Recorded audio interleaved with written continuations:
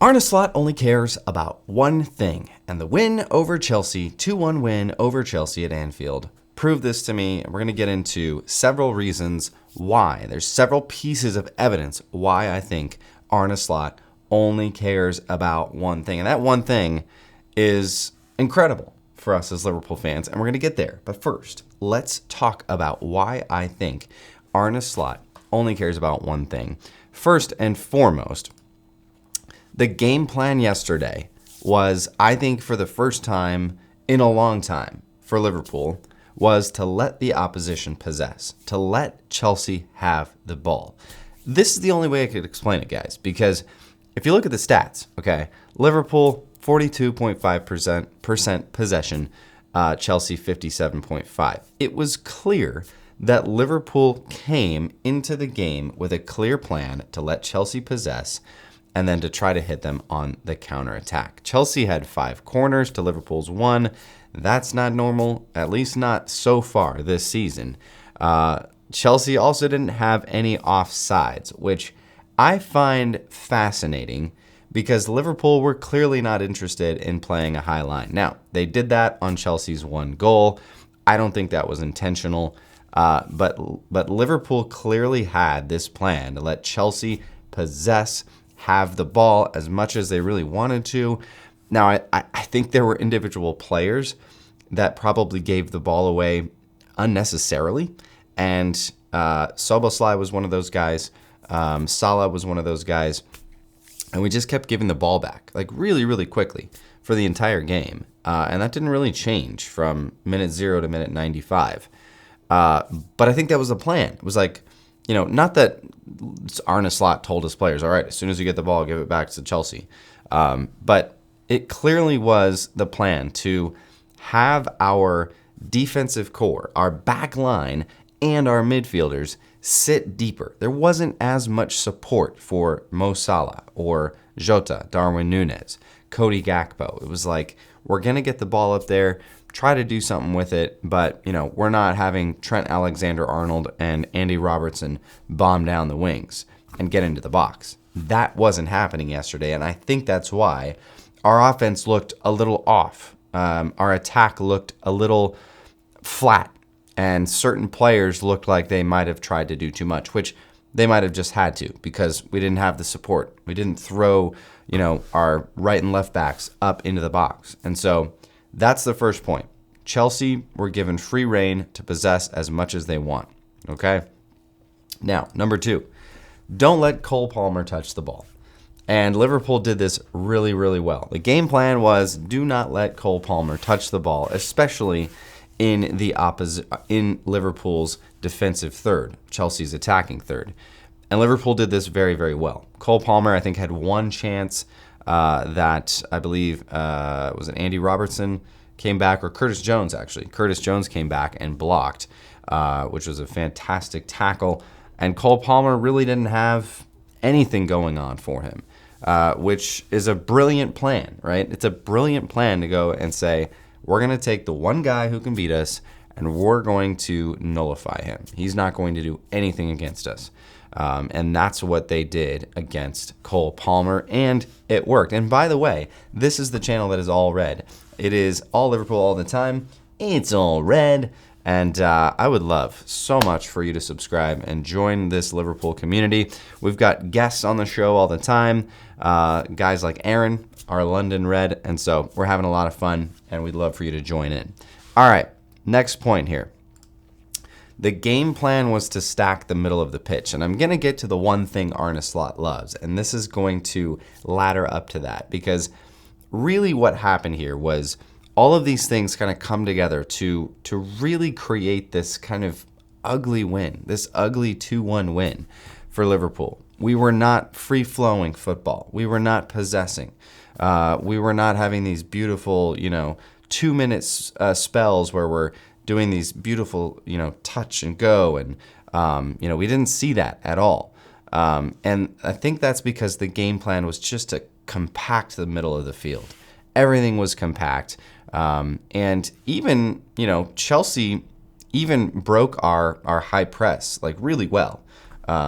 I think there was maybe 2 times where our high press resulted in us getting the ball back quickly.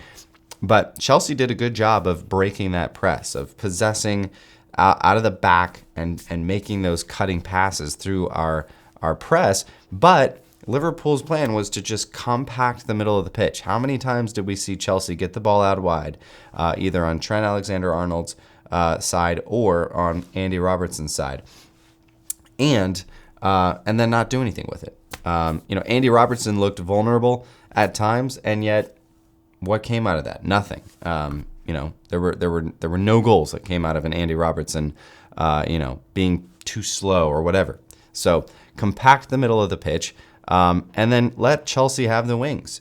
Let them have those boneless wings. Let them have those bone-in wings. No, let Chelsea have the wings. Take the ball out there. Do whatever you want. I think Arne Slot trusts Konate and Virgil van Dijk in the middle. If Chelsea, and I think he knew Chelsea is not the type of team to get the ball out wide and just whip balls in, because that's not what Chelsea did yesterday. They had all the time in the world out on the wings, and it was clear they didn't want to whip the ball in. They didn't want to cross the ball in. And I wouldn't either if Virgil and Konate are in the middle ready to, take that ball and get it out. And I think that is one of the things, too, that goes into Arne Slot's tactics, right? A team that attacks from the wings and whips the ball into the middle is vulnerable to counterattacks because you whip the ball in, and Virgil van Dijk gets a nice header out to Curtis Jones or to Szoboszlai or Gakpo, and we're off. How many times have we seen that happen? So that was the plan. Let Chelsea have the wings, hope that they cross it in. They didn't do a lot of that, which is fine, but Chelsea just couldn't find a way through apart from Nicholas Jackson's goal, which was razor-thin margins on the offside call. Okay, this was my favorite part.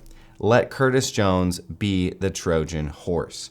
When I saw Curtis Jones' name on that team sheet, I thought, okay, that's the key guy for Liverpool. That is the guy that, you wouldn't expect to be the difference maker in the game because we haven't seen a lot of him under Arne Slot. And yet, Curtis Jones was the sole reason we scored 2 goals in that game. Now, yes, Mo Salah had the assist to him, brilliant assist, and he scored the goal after the penalty claim. But Curtis Jones was really the only guy getting into brilliant positions to score. He scored one, and he set up Mo Salah from that penalty shout, and might have had a third, very close. But Curtis Jones was the Trojan horse, and he was the guy. Arne Slot said, all right, you are going to be part of that double pivot with Gravenberch, and you're going to storm into the opposition box and get opportunities. Darwin Núñez, Gakpo, Szoboszlai were sort of distractions, and Curtis Jones was the guy that nobody was marking, and he got in free, which was incredible. All right, here is a bonus insight, a bonus piece of evidence for the one thing that Arne Slot loves, and that is the Forest loss still haunts Arne Slot. The Forest loss still haunts him. He still talks about it. He was talking about it yesterday in the post-game press conference after Chelsea 2-1. And here's the one thing Arne Slot loves more than anything else. Arne Slot only wants to win. Now you might be saying, well, that's obvious. Every manager only wants to win. I don't actually think every manager only wants to win. This is the only thing that Arne Slot wants. Arne Slot doesn't want to play beautiful, brilliant, glorious football. Arne Slot doesn't want to hear the oohs and the ahs from the stands. Arne Slot, right now, only wants to win football games. We have won 9 out of 10. Is it 9 out of 10 or is it 10 out of 11? It's 9 out of 10. Arne Slot has won 9 out of 10 matches in charge of Liverpool Football Club. He is the first Liverpool manager to do that, win his first 9 out of 10 matches. He only cares about winning. This game yesterday against Chelsea proved that because it was ugly and it was hard to watch at times. And yet, Liverpool come away with a 2-1 victory to stay atop the Premier League, which is absolutely incredible for Arne Slot and the boys in red. So that's the one thing. And I'm here for it, guys. I love a ruthless